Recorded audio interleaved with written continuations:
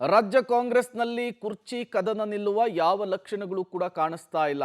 ದಿನದಿಂದ ದಿನಕ್ಕೆ ಕುರ್ಚಿ ಕದನದ ಸ್ವರೂಪ ಬದಲಾಗ್ತಾ ಇದೆ. ಗೊಂದಲದ ಗೂಡಾಗ್ತಾ ಇದೆ ಕೈಮನೆ. ಗೊಂದಲದ ನಡುವೆ ಸಿಎಂ ಡಿಸಿಎಂ ದೆಹಲಿ ಪ್ರವಾಸ. ನವದೆಹಲಿಗೆ ಸಚಿವರು ಶಾಸಕರು ದಂಡಯಾತ್ರೆಯನ್ನ ಮಾಡ್ತಾ ಇದ್ದಾರೆ. ಇವತ್ತು ಡಿಸಿಎಂ, ನಾಳೆ ಸಿಎಂ ಸಿದ್ದರಾಮಯ್ಯನವರು ದೆಹಲಿಗೆ ಹೋಗ್ತಾ ಇರುವಂಥದ್ದು. ನಾಳೆ ವೋಟ್ ಚೋರಿ ಸಮಾವೇಶ ದೊಡ್ಡ ಮಟ್ಟದಲ್ಲಿ ಹಮ್ಮಿಕೊಳ್ಳಲಾಗಿದೆ. ಅದರಲ್ಲಿ ಭಾಗಿಯಾಗ್ತಾ ಇದ್ದಾರೆ. ಕಾಂಗ್ರೆಸ್ನಲ್ಲಿ ಮುಖ್ಯಮಂತ್ರಿ ಬದಲಾವಣೆಯ ಕೂಗು ಜೋರಾಗ್ತಾ ಇದೆ. ಯತೀಂದ್ರ ಸ್ಟೇಟ್ಮೆಂಟ್ ಬಳಿಕ ರಾಜ್ಯ ಕಾಂಗ್ರೆಸ್ನಲ್ಲಿ ಗೊಂದಲ ಹೆಚ್ಚಾಗ್ತಾ ಇದೆ. ಈ ಬೆನ್ನಲ್ಲೇ ಈ ಕಿತ್ತಾಟ, ಈ ಹಗ್ಗ ಜಗ್ಗಾಟ ದೆಹಲಿಗೆ ಶಿಫ್ಟ್ ಆದಂತೆ ಕಾಣಿಸ್ತಾ ಇದೆ. ಬೆಂಗಳೂರಿನಿಂದ ಅಧಿವೇಶನ ಇದ್ದಿದ್ದಕ್ಕೆ ಬೆಳಗಾವಿಗೆ ಶಿಫ್ಟ್ ಆಗಿತ್ತು. ಬೆಳಗಾವಿಯಿಂದ ಈಗ ದೆಹಲಿಗೆ ಶಿಫ್ಟ್ ಆಗ್ತಾ ಇರುವಂಥದ್ದು. ವೋಟ್ ಚೋರಿ ವಿಚಾರಕ್ಕಾಗಿ, ಮತಗಳ್ಳತನದ ವಿರುದ್ಧ ವಿಚಾರಕ್ಕಾಗಿ ಈಗ ರಾಹುಲ್ ಗಾಂಧಿ ನೇತೃತ್ವದಲ್ಲಿ ದೊಡ್ಡ ಮಟ್ಟದ ಹೋರಾಟಕ್ಕೆ ಪ್ಲಾನ್ ಅನ್ನು ಮಾಡಿಕೊಳ್ಳಲಾಗಿದೆ. ದೊಡ್ಡ ಮಟ್ಟದ ಹೋರಾಟಕ್ಕೆ ಈಗ ಪ್ಲಾನ್ ಅನ್ನು ಮಾಡಿಕೊಳ್ಳಲಾಗಿದೆ. ಹಾಗಾಗಿಯೇ ಈ ದೆಹಲಿ ಅಂಗಳದಲ್ಲಿ ಯಾರ್ಯಾರು ಯಾವ್ಯಾವ ರೀತಿಯ ಲಾಭಿಯನ್ನ ಮಾಡ್ತಾರೆ, ವರಿಷ್ಠರ ಬಳಿ ಏನೇನೆಲ್ಲ ಕಸರತ್ತನ್ನ ಮಾಡೋದಕ್ಕೆ ಮುಂದಾಗ್ತಾರೆ ಅನ್ನೋದು ಈಗಿರುವಂತಹ ಕುತೂಹಲ. ಬ್ರೇಕ್ಫಾಸ್ಟ್ ಮೀಟಿಂಗ್ ಮೂಲಕ ಇರುವಂತಹ ಗೊಂದಲಗಳನ್ನು ಬಗೆಹರಿಸುವಂತಹ ನಿಟ್ಟಿನಲ್ಲಿ ಸದ್ಯಕ್ಕೆ ಸಿಎಂ ಡಿಸಿಎಂ ಸಕ್ಸಸ್ ಆಗಿದ್ರು. ಬೆಳಗಾವಿ ಅಧಿವೇಶನ ಶುರುವಾಗ್ತಾ ಇದೆ, ವಿಪಕ್ಷಗಳಿಗೆ ಅಸ್ತ್ರ ಕೊಡಬಾರ್ದು ಅನ್ನುವಂತಹ ಪ್ಲಾನ್ ಅನ್ನು ಕೂಡ ಮಾಡಿಕೊಂಡಿದ್ರು. ಅದೆಲ್ಲವನ್ನೂ ಕೂಡ ಬುಡಮೇಲು ಮಾಡಿದ್ದು ಸಿಎಂ ಸಿದ್ದರಾಮಯ್ಯನವರ ಪುತ್ರ MLC ಯತೀಂದ್ರ ಅವರ ಸ್ಟೇಟ್ಮೆಂಟು.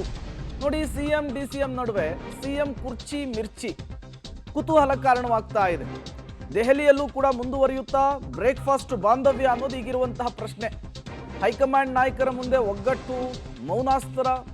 ಈಗಾಗಲೇ ಸೋನಿಯಾ ಸಮ್ಮುಖದಲ್ಲಿ ಒಂದು ಮೀಟಿಂಗ್ ಆಗಿದೆ. ನಾಯಕತ್ವ ಬದಲಾವಣೆಯ ಚರ್ಚೆ ನಡೆಯೋದು ಡೌಟ್ ಅನ್ನೋದು ಗೊತ್ತಾಗ್ತಾ ಇದೆ. ಕೇವಲ ಆಪ್ತ ನಾಯಕರ ಮುಂದೆ ತಮ್ಮ ಅಳಲನ್ನ, ತಮ್ಮ ಡಿಮ್ಯಾಂಡ್ ಅನ್ನ ನಾಯಕರಿಡಬಹುದಷ್ಟೇ. ವಿಧಾನಸಭೆ ಸಂಸತ್ ಅಧಿವೇಶನ ಅಂತ್ಯವಾಗುವವರೆಗೂ ಕೂಡ ಸೈಲೆಂಟ್ ಆಗಿರಬೇಕು ಅಂತ ಹೇಳಿ ಈಗಾಗಲೇ ಕಾಂಗ್ರೆಸ್ ನಾಯಕರುಗಳಿಗೆ ಸೂಚನೆ ಬಂದಿದೆ. ಸಮಾವೇಶದಲ್ಲಿ ಹೈಕಮಾಂಡ್ ನಾಯಕರು ಬ್ಯುಸಿ ಆಗಿದ್ದಾರೆ. ಸೆಷನ್ ಬಳಿಕವೇ ಹೈಕಮಾಂಡ್ ಮಟ್ಟದಲ್ಲಿ ಮತ್ತೊಂದು ಹಂತದ ಕಾರ್ಯತಂತ್ರ ಕುರ್ಚಿ ವಿಚಾರಕ್ಕೆ ಸಂಬಂಧಪಟ್ಟಂತೆ. ಹಾಗಾಗಿ ಕೇವಲ ತಮ್ಮ ಇಂಗಿತವನ್ನ ತೋರ್ಪಡೆಗೆ ಅಥವಾ ವರಿಷ್ಠರನ್ನ ಭೇಟಿ ಮಾಡಿ ಒಂದು ಫೋಟೋಗೆ ಅಥವಾ ತಮ್ಮ ಆಸೆ ಆಕಾಂಕ್ಷೆಗಳೇನಿದಾವೆ ಅದುಗಳನ್ನು ಹೇಳ್ಕೊಳ್ಳೋದಕ್ಕಷ್ಟೇ ಈ ಬಾರಿಯ ದೆಹಲಿ ಯಾತ್ರೆ ಸೀಮಿತವಾಗುವ ಎಲ್ಲ ಸಾಧ್ಯತೆಗಳು ಎದ್ದು ಕಾಣಿಸ್ತಾ ಇದೆ. ಬಟ್ ಅಧಿಕಾರ ಹಂಚಿಕೆಯ ವಿಚಾರಕ್ಕೊಂದು ಕ್ಲಾರಿಟಿ ಸಿಗುತ್ತೆ. ದೆಹಲಿ ಮಟ್ಟದಲ್ಲಿ ವರಿಷ್ಠರ ಮುಂದೆ ಹೋಗಿ ಪಟ್ಟು ಹಿಡಿತಾರೆ ಅನ್ನುವಂತಹ ಬೆಳವಣಿಗೆಗಳು ಸದ್ಯ ಕಾಣಿಸ್ತಾ ಇಲ್ಲ. ನಾಳೆ ಕೇಂದ್ರ ಸರ್ಕಾರದ ವಿರುದ್ಧ ದೊಡ್ಡ ಮಟ್ಟದ ಹೋರಾಟಕ್ಕೆ ಕಾಂಗ್ರೆಸ್ ಮುಂದಾಗ್ತಾ ಇದೆ. ಅದರಲ್ಲಿ ರಾಜ್ಯದ ಹಲವು ಕಾಂಗ್ರೆಸ್ ನಾಯಕರುಗಳು ಕೂಡ ಭಾಗಿಯಾಗ್ತಾ ಇದ್ದಾರೆ. ಹಾಗಾಗಿಯೇ ಎಲ್ಲ ನಾಯಕರುಗಳು ಕೂಡ ಹೋಗ್ತಾ ಇರುವಂಥದ್ದು. ಆ ಕಡೆ ಸ್ವಾಮಿ ಕಾರ್ಯನೂ ಆಗಬೇಕು, ಈ ಕಡೆ ಸ್ವಕಾರ್ಯನೂ ಆಗಬೇಕು. ಹಾಗಾಗಿಯೇ ದೆಹಲಿ ಪರೇಡು ಕುತೂಹಲ ಕಾರಣವಾಗ್ತಾ ಇದೆ. ಯಾವ ಬಲನೂ ಪ್ರದರ್ಶನ ಮಾಡೋದಿಲ್ಲ. ನನಗೆ ಯಾರು ನನ್ನ ಹಿಂದೆ ಬರೋದು ಬೇಡ, ಅವಶ್ಯಕತೆ ಇಲ್ಲ. ನನ್ನ ಪರವಾಗಿ ಯಾರು ಮಾತಾಡೋದು ಬೇಡ.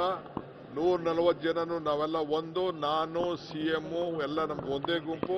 ನೀವು ಯಾವ ಗುಂಪಿಗೂ ನೀವು ಯಾವುದಕ್ಕೂ ಅವಕಾಶ ಮಾಡ್ಕೊಡಕ್ ಹೋಗಬೇಡಿ, ಅವಶ್ಯಕತೆ ಇಲ್ಲ.